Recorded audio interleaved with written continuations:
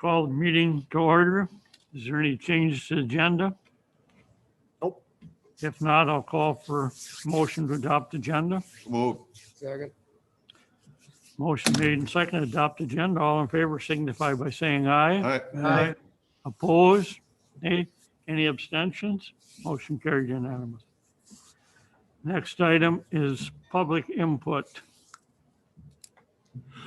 From the public that is not on the agenda.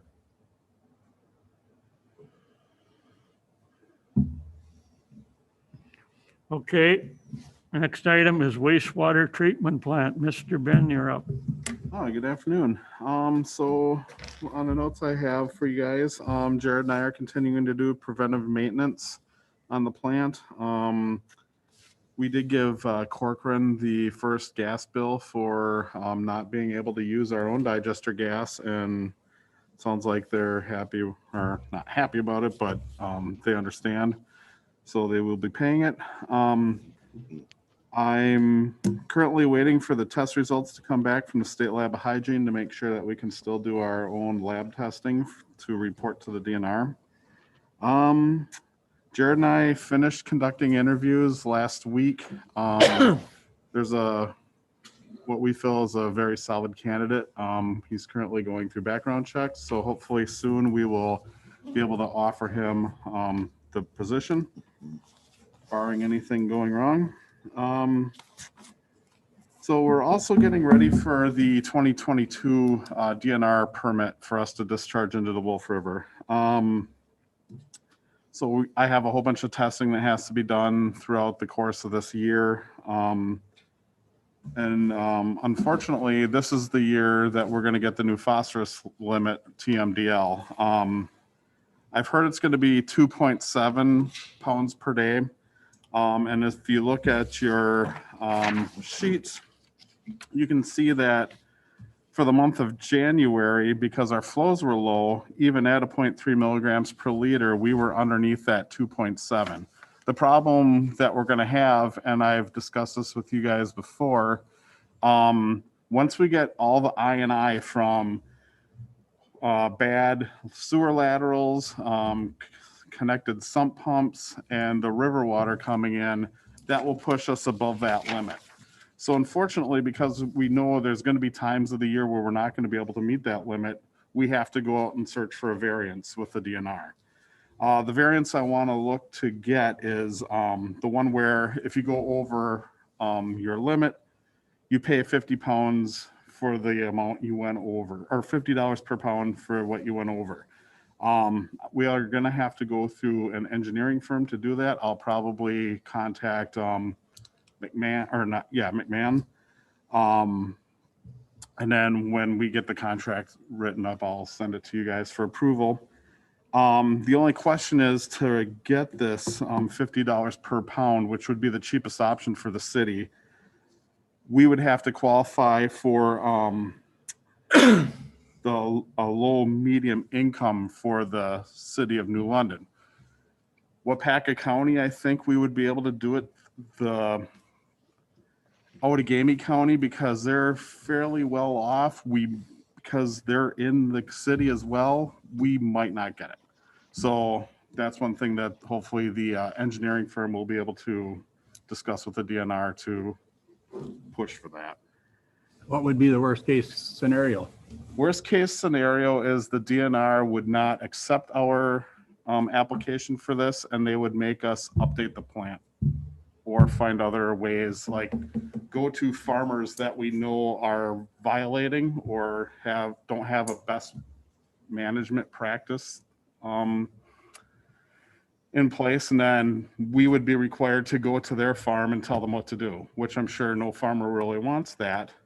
And then over the course of that 5-year permit, we would have to see a decrease in the waters of either the Embarrass River or the Wolf River. So that's kind of really hard to do unless you're going to go after a whole bunch of farmers, but we don't have the money for that or the people to do that. So this way, if we did get this variance for the $50 per pound over, that money would go to like Wapaka County or Outagamie County to their conservation programs, and then they can go and educate the farmers and have them do everything. Is there some way that they test, say above New London and below Yes. New London to? Yep. Okay. Yeah. They have I think UW Stevens Point and a couple other of those type of institutions have people going out and monitoring those. So yeah, over the last 15 years, I believe there's quite a bit of information out there. That's why they came out with this TMDL.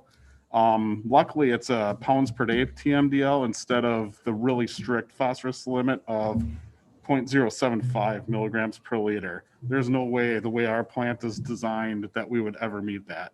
So we would be violating every day. When you were talking about Wapaka County, low income versus Outagamie, are you talking New London, just a section of New London in Outagamie County, or the entire county of, I think they're looking at the whole county. which, I don't know why they would, because the vast majority of the Wolf River is in Wapaka County. Well, they're looking at the city.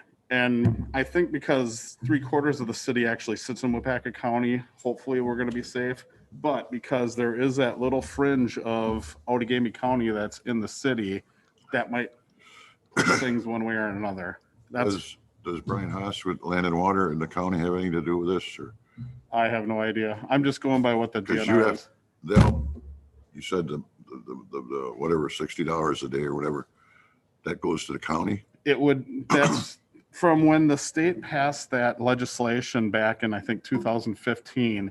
They said that whatever money would be generated would go to the county that your city is in. And then they would find a way for the funds to go to the farmers to get their nutrient management programs up Okay, to snuff. right.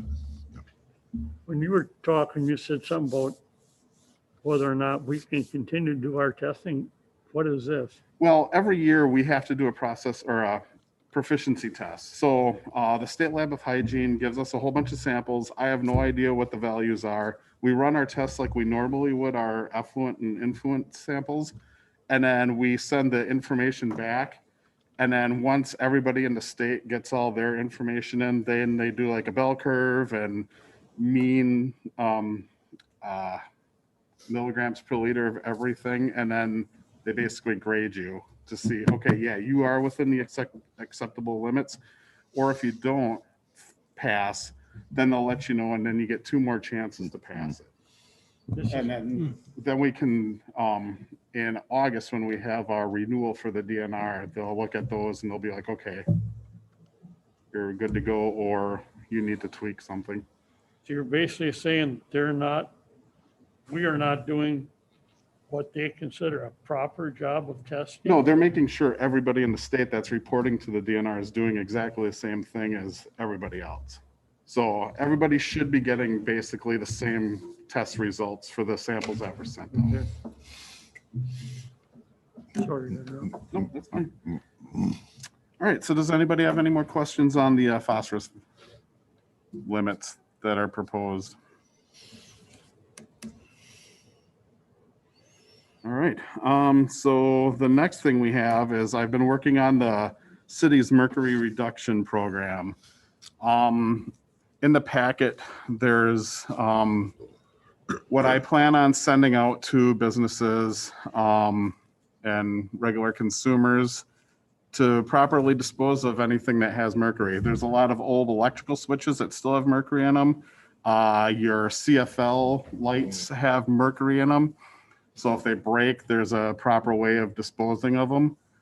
And then the ordinance that we have in with this is basically for your dental clinics, because they're the ones that the EPA has found are the ones that are producing the most mercury in the wastewater. So if we pass this, then we have tooth in our ordinance that we can actually go out to somebody and say, hey, after so many tests, we've noticed that you're producing more than what we're allowing. And that allows us to go after them and have them change the way they're doing things. So has anybody, or does anybody have any questions regarding the ordinance. Who are these people that would be doing this? Dentists, What kind? dentists. Dentists? Yeah, so when you're sitting in the, Ah, when you're at the dental office, there'll be like this little thing in their chair. So whenever they do the suction, like if you have any Yeah, yeah, cavities yeah. or that amalgam or whatever. they whatever the call it, junk, yeah. Yeah, that will get separated from the water before it goes into the waste stream. Ah, So, didn't know but that. there's a proper way of disposing of everything, and you can't mix certain chemicals with that because then it can dissolve it even more, and then that amalgam, whatever. Amalgam. Okay, enough. Yeah. Getting over my head already. Okay. Didn't do well in chemistry. Fluorescent lights have a drop of mercury in. What do people do to get rid of lights that have mercury in them or mercury switch?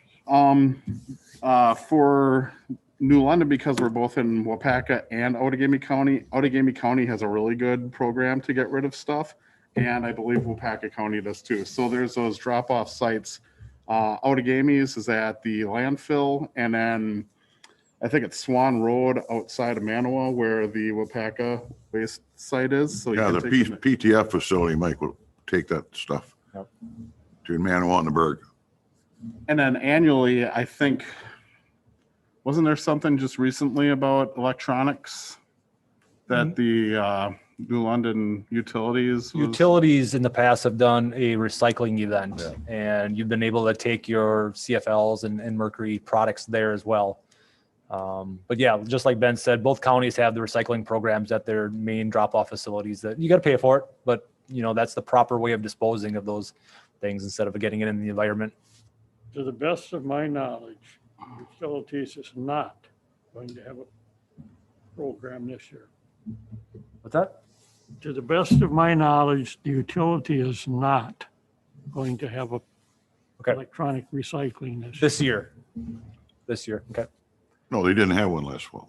No, But wasn't there another organization that had something out at Mosquito Hill? Was it last year or the year before that had nothing to do with utilities, but I think Mosquito Hill's done a recycling event as Yeah. well, Yeah. but yeah, utilities was free, but I don't know about the other ones. But no, you had to pay for regardless, you can go to the county, recycling and solid waste facilities, and they can take that stuff. So, but again, like Ben was saying, I mean, this is all coming from the DNR and what we need to do to ensure that we are not, discharging that mercury into the water. So, not only is it from our plant to get rid of it, but also try to, prevent it from entering the wastewater system. So like Ben was talking about, one of the easiest contributors of that is sitting in a dental chair and, it gets mixed up with the wastewater. Ben, we've got 2 dental places in Yes. town, so Yeah. this would affect 2 places for the most part right now. Yep. And Ben has crafted this ordinance from Appleton and Wapaka, which both have been passed to my knowledge, right? Yeah, they've been passed for quite a few Who's the other years. dentist besides Lobert? Oh, out here. Yeah. And we have it in our ordinance already that you can't dissolve or you can't dispose of mercury in our system, but this puts it in a little bit more of a, like Ben said, we got a little bit more teeth for the dental places. Not that we want to pick on anybody, but that's one area where mercury can come from. And a lot of this is from the dental association as well. So they worked with the DNR and the EPA on crafting this type of legislature to basically tell the dental offices, you can't do this anymore. Here are the keys to getting the mercury removed from the system before it goes into the wastewater. So we want an ordinance to regulate the amount of mercury that's going into the river, so to speak. Yeah, Well, this would be requiring dental facilities who deal with amalgam. I was going to say it now. Amalgam. The mercury. I looked it up and I went online and had it, say it, and I can't even say it right now. But that type of material, so that they're not, disposing it into the wastewater system. Do we need a motion on that? Yes, this will get referred to council. I'll make that motion, Mike. Second. Motion made and seconded to send this motion to council. All in favor? Any questions? All in favor signify by saying aye. Aye. Aye. Opposed? Any abstentions? Motion carried unanimous. All right, well, thank you. And that's all I have. Does anybody have any other questions for me? Great, thank you. Thanks, Ben. Thank you, Ben. The next item I see is discuss safety improvement options within the London School District on a crosswalk by the school district's bus garage. So the last few months, we've had kind of a general discussion about if we want to, or if we need to make any safety improvements for crossing in front of the bus garage, because we all know that the drivers are parking in either the Waters or the city parking lot across the street and walking across Highway X to the bus facility. So I contacted Joe Marquardt with the school district, and he was gracious to come by and have a little conversation with us to see, if what their opinion is on that, and if we got to talk about any partnerships for shared improvements there. So as we remember, the bus garage is over here. The parking that the drivers utilize is usually across the street. This is 35 miles per hour currently. I did contact Wapaka County about the reduction of that to 25. They're working on that. But we've talked about, do we put a crosswalk here? Do we put lighting here? Again, if we put a crosswalk here, it's going to be paint, signage, and then the curb on the north side is not conducive to it currently, just because this goes into parking and you can't have a shared crosswalk and shared driveway access into the same path. So we would have to extend the general curb a little bit farther and modify the location of the driveway access. So in general, that's it. I don't know if Joe, if I want to put it in your lap and kind of see what the school district's opinion is on and the whole thing. So Sure. Well, good afternoon, everyone. Thanks for inviting me here today. I think this has probably been talked about a couple different times over the 10 years I've been in New London, just because not only what was referenced before, but speed, and our school district bus drivers cross that area, every day during the school year to get to the bus garage or get to their school buses. And I think the conversation kind of got re-engaged again this fall when there was a request to put a light on one of the poles to kind of put some more light, not only, near our bus garage lot, but then also kind of by the roadway. And Mike called and asked, are you okay with this? Mike Frederick from the utilities asked if you're okay with this. I said, yes. He said, yep, we'll just add it to your bill. And, I think that started the discussion again about safety. And then I know that an alderman may have stopped down at the bus garage when they were talking about the speed limit. And I think that really, kind of talked about it again. So then Chad called me a couple weeks ago and we talked about, okay, if we both think this is a good idea, how does it work?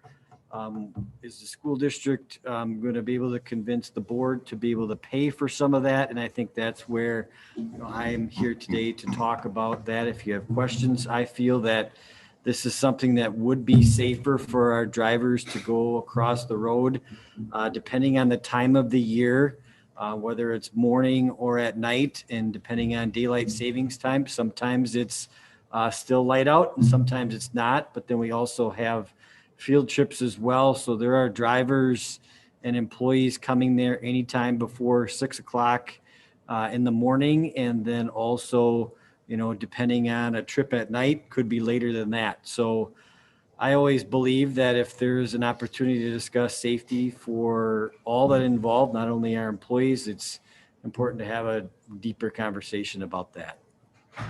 I know Chad mentioned that there would have to be some construction to that to make it, I don't know if to ordinance or to code is the right word, but I think that that's something that we would be willing to, support pending our board committee discussion, just like yours is doing today. So with that said, I mean, we don't have any ideas what costs are right now. We haven't investigated that because obviously there's the extension of the curb, you know, the paint's nothing for the most part. I mean, signage is minimal. Your more expensive costs are going to be extending the curb, putting down the textile ADA or the textile ADA braille or for those with, you know, blind people that they can, you know, feel the textile as they go into the road. You know, those are all going to be requirements. And then also on the school side, you know, for ADA, it's going to have to be a hard surface path, you know, through the terrace to get to the building as well, to really make it compliant. There is no room over by the buses to park? There really is not. We could get a couple cars there, but they really circle the whole lot. You know, if you come in from Wolf River Avenue there, they circle and go around the building. So there wouldn't be room for cars there. Some of them park at the north west side. A little bit, I think you see those 5 buses at the very north. They park, some of them park in that lot that's near the county's shop as well. But I would say that, you know, on any given day, you could have 20 vehicles that need to park. Some of our school drivers do take their buses home, but a majority of them leave them in the lot. Are there any county people parking where the bus drivers do? Or do they have enough room by the county garage?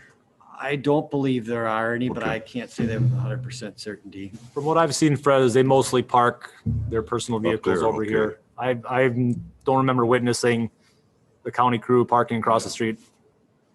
Yeah, over and above daylight saving time or standard time, if there's a basketball game or football game out of town, plenty dark when they get back. So, And if they get there after the routes, they're able to park their car at that location there. And weekends especially, they can park there because there's no other vehicles Yeah. there. It just, you know, it kind of depends on what time the departure time is. exactly. So is the school looking to work with the city on doing this? Where's the school stand on that? Yes, I think if it's our side of the road, if you will, and we want to have that path, and we have to have that path, I believe, we would definitely, you know, take that to our committee to say, would you be willing to support that expenditure for the drivers? What do you guys think about the lighting aspect of it? Is that necessary? When I talked to Mike Frederick about it, the light on the east side is pretty full. Mike didn't think there was enough room to get something else on there because I think there's a transformer or something over there. This light post to the west of it is a little bit more free. However, the distance from that pole to where the crossing potentially would be is a farther distance than the one from the east side. So lighting wise, to get proper lighting, you almost would have to consider putting a new pole in this area just to kind of light that properly. Because Mike Frederick didn't know putting a light on this pole over here if that was going to be close enough to get substantial light across. Chad, that's just where they walk now, that brown spot. We could make them walk over farther, closer to the other pole too. When you put it in, if you just put the sidewalk in, they'll start. Don't we walking have out. to move that anyways because of the fact that driveway's right there? You can't have that crosswalk in a driveway. I So think we'd your have to- driveway starts, if I remember, that driveway starts here and it's a wide driveway. It kind of goes across here. So, you know, wherever you put the path across the street, you're going to have to fill in So we're gonna close curb and that in. gutter to prevent that from being driveway access. Because again, you should not share Right. driveway access and pedestrian access in the same path or in the same location. So hypothetically, depending on where we put that, you know, say we would put it across where they're currently crossing right now, you know, you'd have to extend the curb and gutter, you know, beyond that to put Yeah. the crosswalk here. And I'd have to look at the Munich regulations to see what the ideal location is from pedestrian crosswalk to a driveway entrance. I think there's a distance that they prefer with that as well. It'd be cheaper to move them over and put the curb on the other side and extend it than it would be to put another pole in or light on it. Well, it would be worth looking in the avenue Yeah. where we got to go with that. I think we would talk with the school district. If you guys are nodding your head on this, I think Joe and I talk, Yeah.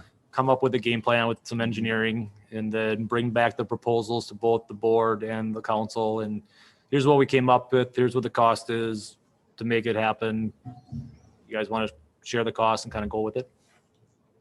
Do you know when the speed limit may or may not go down?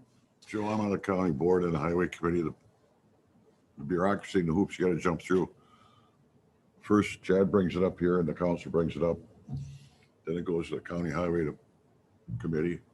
They approve it, goes to the Department of Transportation of Madison. And they have their people look at all the, statistics and They don't have to. qualities and all this and that. Casey Byersdorf, our highway commissioner, said probably early next year, or no, we are into this year, so I'm guessing by early summer.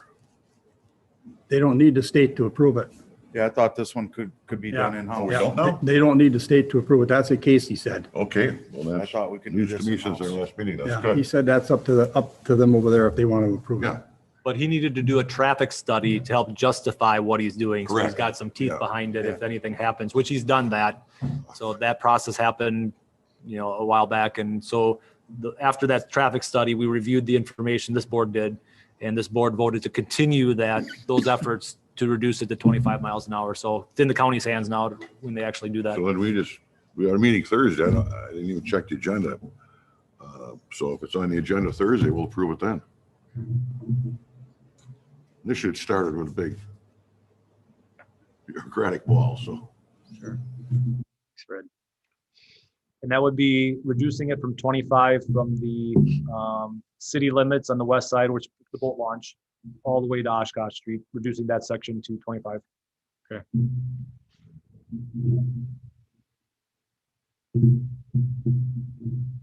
All right, this is strictly discussion. We do not need a motion. Am I right? You don't need a motion, but I would say a good consensus if you want me to move forward, Joe and I to move forward with the investigation. I'd like to see kind of a nodding head. If you guys are all, nope, we don't want to do it, shake your head now so we don't, waste our time in the work. But if you guys are all like, yep, we'll continue to research that and come up with a proposal. Mr. Dorsey, I've been nodding my head since I got here. All right.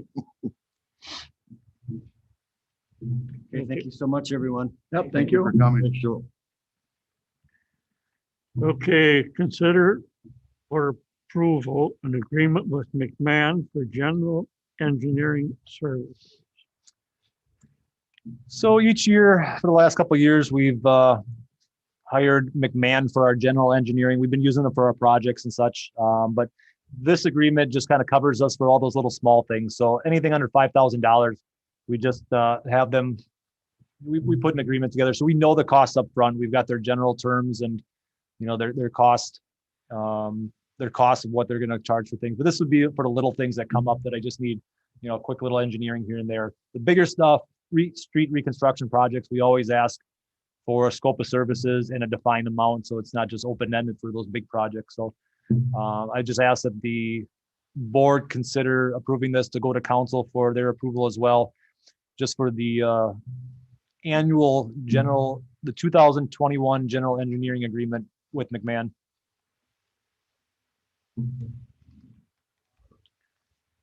Would this now, say on like Warner Allen project, that will go out for bid to everybody and not just McMahon? This is just for the Engineering service? engineering side. So we use MAN for our engineering. They do the design and the bid specifications. Then the actual construction bids go out per state law for the bid process. So that goes out for the actual construction. This is just for the engineering side of things. Don't have to be a So yeah, anything over $25,000 that includes labor and materials by state law has to go out for a bid process. the engineering. Engineering and consulting work does not have to go through a bid process for that. So we are basically saying they will do all of our engineering work. This is for all the little stuff, so if there's like somebody wants to do a small, lateral installation into something, if I need an engineer to kind of look at it, I just call up McMahon quick and say, hey, can you guys do that? And they just bill us on a time and material type basis. So since we don't have an engineer on site, that's why it's nice to have someone I can go to say, yeah, I just need this little engineering project done. Come out and do that. But again, any of the bigger stuff, we do get a scope of work sheet, so everybody's on the same page, and the exact cost for what that project is going to be for engineering.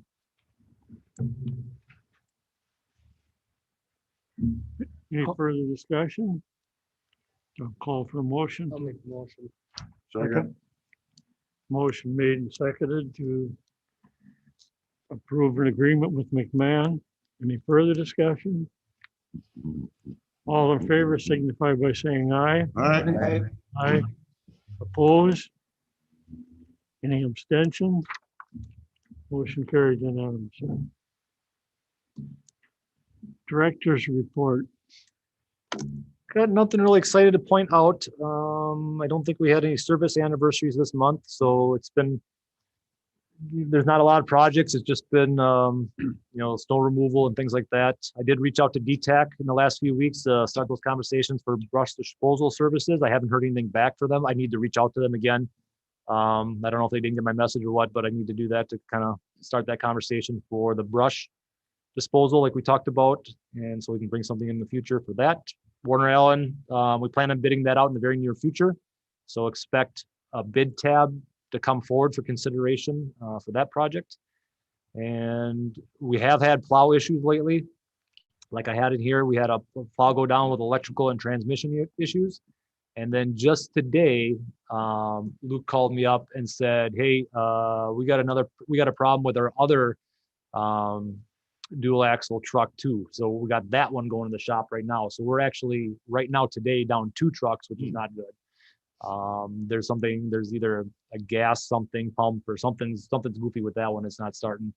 So he's got that in, and hopefully we can get that back in the next couple of days because we're expecting another storm either Thursday or Friday this week. So It's not the same issue on both trucks. so No? this was a gas pump issue or a gas thing, Good. something going on with that. So not electrical and Yeah. transmission like the Yeah. other one. So, yeah.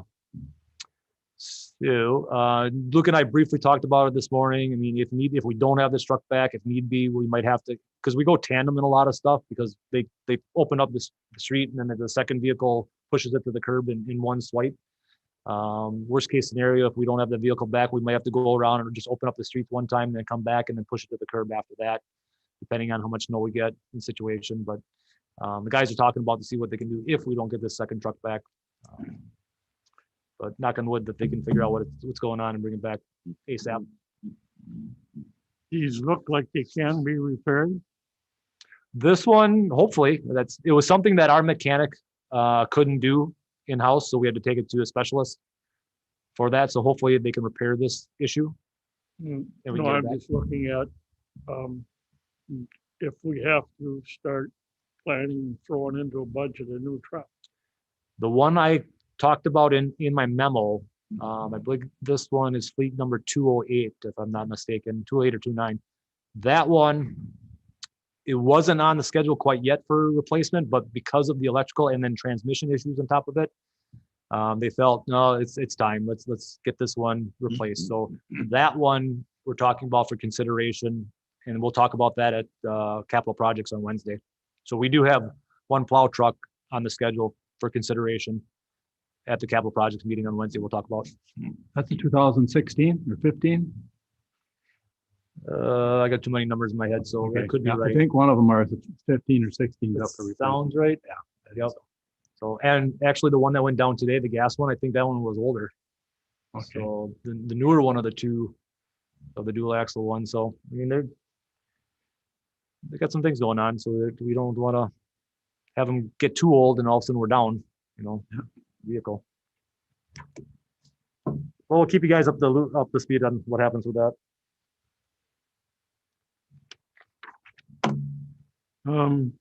Future items, agendas.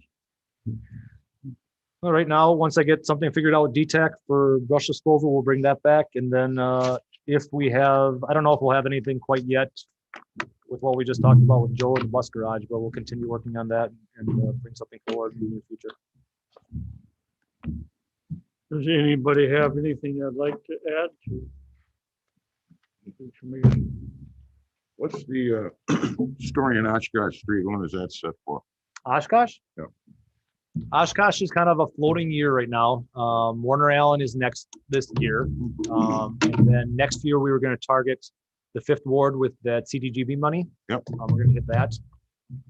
Oshkosh and then Mill Street are kind of floating right now just because Mill Street, Outagamie County wants to do a mill and overlay, but we got to do some sanitary improvements, sanitary and water improvements over there first. So we're kind of figuring out that.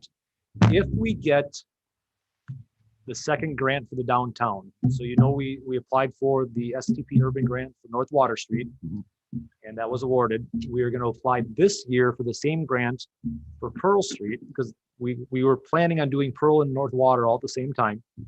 We're going to apply for the Pearl Street grant, same grant, request it to be in the same project cycle as 2014 as North Water. If we get that grant too, that will help us with the possibility to try to do some stuff on Oshkosh then. It opens up some capacity to do that. So like I said, Mill Street and Oshkosh are kind of floating depending on funding right now. Okay, and then that little part of on Shawano Street by Beacon, that's gonna be, That's this year. So that was through LRIP funding, local roads improvement funding. I got a Okay. $24,000 grant for that. And Okay. we targeted it's a small grant. I mean, Yeah. 24,000 doesn't go far, but that was a one section or one block grant that we could help work Yeah. with that. Our match, the city's match is going to be wheel tax. So that'll be Yeah. another wheel tax project, but we got some grant funding on top of it to help with that. So that'll be this year as well. perfect. So yeah, this year you'll see Warner Allen in that one block on Shawano Street as our projects. Anything else anybody's got to add? Call for motion. Move to adjourn. Second. Motion made and seconded to adjourn. All in favor, signify by Aye. saying aye. Aye. Opposed? Abstentions? Motion carried.